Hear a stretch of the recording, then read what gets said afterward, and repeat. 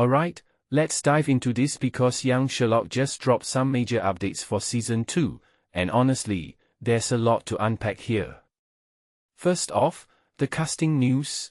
It's a mix of excitement and, if I'm being honest, a bit of bittersweet nostalgia. We've got Sophie Skelton, Indira Varma, Olivia Williams, and Aidan Gillen joining the crew, which is huge. Personally, I think this lineup is a strategic move to keep the momentum going after Season 1's massive success. But here's the thing, while these new additions are exciting, it's the departures that really got me thinking. Xin Sang and Joseph Fiennes aren't coming back, and that's not just a minor detail. Sang's character, Xiao Wei, had this beautifully wrapped up arc in Season 1, which, in my opinion, was a smart way to close her story without leaving loose ends. But Fiennes' character, Silas Holmes, jumping off a cliff and being presumed dead, that feels like a missed opportunity. I mean, Sherlock's father just gone? It raises a deeper question: how will this impact Sherlock's character development moving forward? What many people don't realize is that familial relationships are often the backbone of origin stories, and cutting that thread feels risky.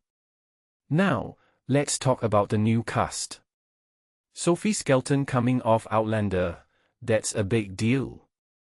She's got this proven track record of carrying emotional weight in her roles, so I'm curious to see how she'll fit into the Young Sherlock universe. Olivia Williams, on the other hand, brings this gravitas from her roles in The Sixth Sense and Rushmore.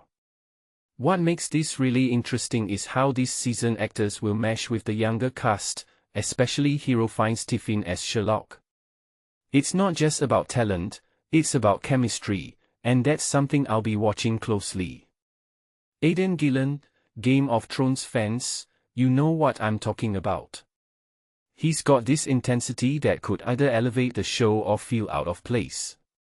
From my perspective, his casting is a wild card. Will he be a mentor figure? A villain? The fact that details about the new characters are being kept under wraps adds this layer of intrigue.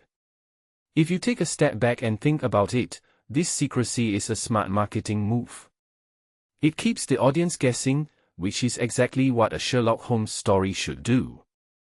Now, let's talk numbers because Season 1's performance was insane. 45 million viewers in 28 days? Number 1 in 95 countries? That's not just a hit, that's a cultural phenomenon. What this really suggests is that there's a global appetite for fresh takes on classic characters.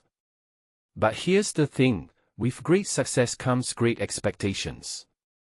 Season 2 needs to deliver, not just in terms of mystery and action, but in character depth and storytelling. A detail I find fascinating is that Guy Ritchie is directing the first episode. His style is so distinct, fast-paced, visually striking, and I'm curious to see how it'll blend with Sherlock's more cerebral world. Filming in Palermo, Italy, is another interesting choice. It's not your typical Sherlock setting, which makes me wonder if they're going for a more international, globe-trotting vibe. Personally, I think this could either be a brilliant way to expand the universe or a distraction from the core story. It's a fine line, and I'm eager to see how they walk it. Lastly, let's talk about the bigger picture. Young Sherlock isn't just another detective show, it's an origin story, and those are tricky. You've got to balance the character we know with the person they're becoming.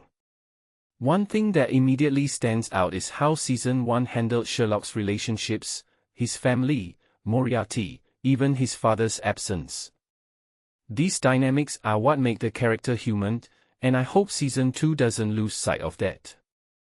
So, here's my closing thought. Young Sherlock has all the ingredients for another smash hit, a stellar cast, a proven showrunner, and a global fanbase.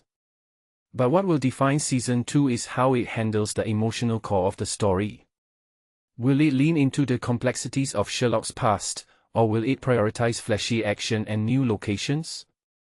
In my opinion, The answer to that question will determine whether this show becomes a classic or just another entry in the Sherlock Holmes canon.